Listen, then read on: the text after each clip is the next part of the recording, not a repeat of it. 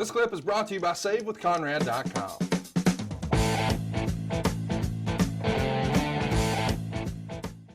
August 16th, The Observer reports that Steve Austin turned down working with both Jeff Jarrett and Billy Gunn, claiming that neither were over enough to work with him. Here's what Kevin Kelly said once upon a time. I was there when Jeff Jarrett returned and came out and gave his famous little shoot promo thing in the ring where he said he felt Austin 316 was blasphemous, which is what Jeff's true opinion was. But Jeff was instructed by Vince Russo to speak his piece. When Jeff came through the curtain, Austin was pretty much right there, and he said, "You're talking about my merchandise, you're talking about my money, and I don't like it." What Jeff probably should have done was gone to Steve and said, "Hey, listen, this is what they want me to do, and what do you think about it?" Steve Austin harbored a lot of bad feelings towards Jeff Jarrett because of the fact that Steve was starved when he was down in Memphis, and while Jeff was catered to as the Booker's son, Jeff had this huge mansion, or Jerry had this huge mansion in Hendersonville, and both of them lived the good life while Steve was getting around $40 a night. Austin has defended his stance, and here's what he says. He wasn't physical enough. He didn't hit the ropes hard enough, and it wasn't a case of me being able to bring him up, more of a case of him bringing me down because of how hot I was.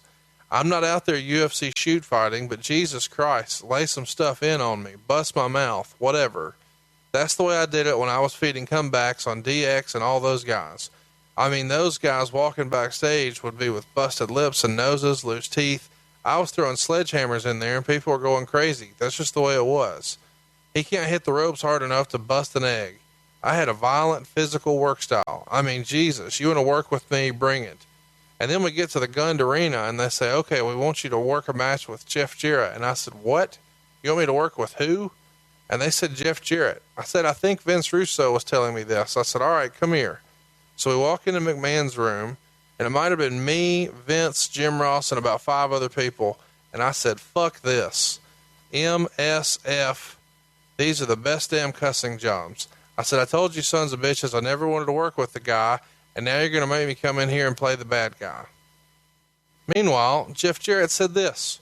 Steve Austin has drawn a ton of money and throws a very phony punch. This business is all about perception. So I don't really understand that one still to this day. There's a lot of things that you can pinpoint or complain about in Jeff Jarrett, but his in-ring work, I've never heard that. This statement about me hitting the ropes confuses me more than him not wanting to work with me. What say you, Bruce? This whole, he doesn't hit the ropes hard enough, sounds like the fucking dumbest thing I've ever heard, but I can't tweet that to Austin because he blocked me. Well, that's Steve's opinion, and that's how Steve felt, and Steve was the main man. So if Steve doesn't want to work with you, he ain't going to work with you. And it just boils down to that. He can say whatever he wants. If that's how he felt, that's what he wants to say. That's his prerogative, and that's his opinion. I think that Jeff was a damn good worker. I think Steve was a damn good worker.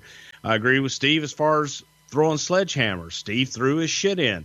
He didn't want to work with Jeff, and that was the bottom line because Stone Cold said so. He wasn't happy about it, wasn't going to do it, and there was no more negotiation beyond that. And Russo would do things a lot of times where he would just write things in thinking that people were going to do it. Steve was one guy that would put his foot down and say no. In mid-August, Jeff's putting over D'Lo on the house shows, and then we get to SummerSlam, August 22nd, 1999 in Minneapolis. Huge business again. And Jarrett wins both the Intercontinental and the European from D'Lo in about 7.5 minutes. They're teasing a breakup here big time with Double J and Deborah, including Jarrett ordering Deborah to leave. But then, of course, Deborah comes back out with D'Lo. Eventually, of course, Mark Henry's involved. They do the big swerve, and Jarrett gets the pin. So Jarrett, Deborah, and Henry all leave together, 2.25 stars. So at this point, Jeff becomes the first wrestler in WWF history to win the Intercontinental title 6 times. What'd you think of the match and the decision to take the belts off D'Lo here? Well, actually, I do remember this. I thought it was good, and shout out to Mark Henry, who gave me a call today on my way back from Austin. But I thought it worked. It told a nice story and was able to kind of give new life, a little bit more new life to Jeff. So again, when you have something in the hodgepodge of all the other, stuff going on at times, and you can settle down a little bit, I thought this kind of worked. Let my family save your family some cash.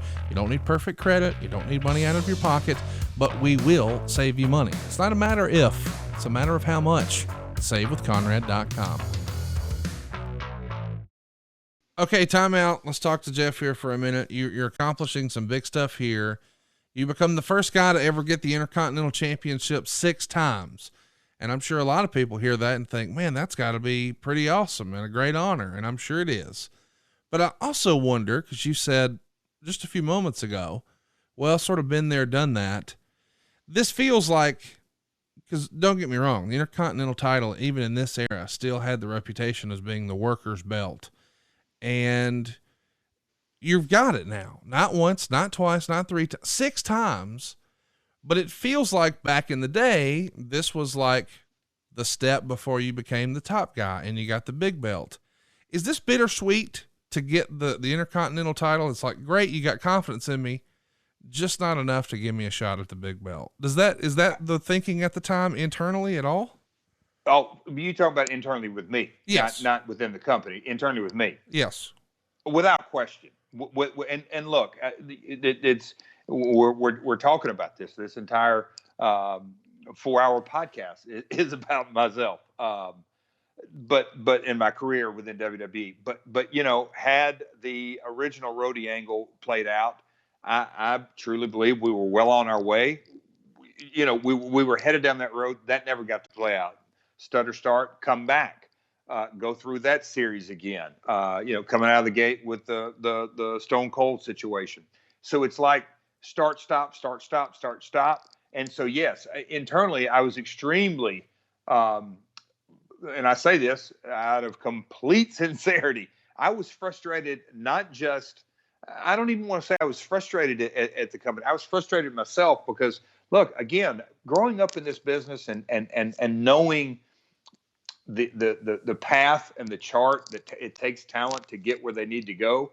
I was semi-main event in Memphis for years until I would get a main event slot. So I just know it takes time for the promoter to put you in that slot. And, time, it's like my timing was great on some because I went from, when I went to WCW in 96, I was on every Monday night and then got into the SmackDown all the way through 2001. I think it was and I'd love a historian to look up, but from 96 to WCW's vault, very few Mondays was I off TV. And that's in 2 different companies, which is pretty rare. But not getting over the hump, of course. I would have loved to have had that opportunity to get into that. If I didn't win the belt, to get into that picture. Well, and that's the thing. Like, clearly Vince or somebody has a lot of confidence in you. You've won the doggone IC 6 times. You've got a lot of controversy and stops and starts and exits and I guess heat backstage or whatever the rumor and innuendo is. But you're still not getting, and even though you're getting the Intercontinental Championship, you're still not getting pay-per-view main events. So even if you weren't necessarily going to be the guy to carry the big belt, you're not even in the main event. And it feels like this is, I don't know, you're there right at the cusp over and over and over. How much of that do you think is just timing? Because there was a Rock there and there was an Austin there. And if this was any other era, maybe it would have been there. Or do you think maybe Vince was just hesitant to pull the trigger? I didn't deserve, and again, because of timing, I'll put whatever blame needs to put on me is, but again, you sort of got to have that longevity you look at The Rock. He went from Rocky Maivia to the Nation of Domination. It was over a period of years. And I believe he's maybe the most charismatic box office attraction. Obviously, Hollywood speaks for itself. But it didn't happen to him, and he's the 3rd generation. It didn't happen for him overnight, so damn sure ain't gonna happen for me. So it just takes time. So I think more than anything, the timing and circumstances. And again, I'll put whatever needs to be on my shoulders. If I chose in '95 to not further that creative storyline, that's on me. And this is a little word to the wise of talent out there. A decision you make today can affect your career 2 and 3 years down the line, without question. So put it on me. So, okay. So I'm picking up what you're putting down. We're going to follow up with it on My World, but it sounds like you've decided, hey, Vince lost confidence in me and didn't think he could trust me because I walked out before. So we'll talk about that another time. By the way, boys and girls, Jeff is joining me here today on Something to Wrestle because we've got a brand new podcast that was just announced. It's My World. It's May 4th. It's Tuesdays on Westwood One. Go subscribe right now. But right now, let's get back to Something to Wrestle. Let's wrap this thing up soon. Here we go. Hey, it's Conrad Thompson. Thanks for checking out the podcast here on YouTube. Be sure to hit the subscribe button and the notifications bell so you get a notice anytime we upload some new content. And go save yourself some money right now. If you're in a 30-year loan or you have credit card debt, it's not a matter of if I can save you money. It's a matter of how much. Find out right now for free at SaveWithConrad.com.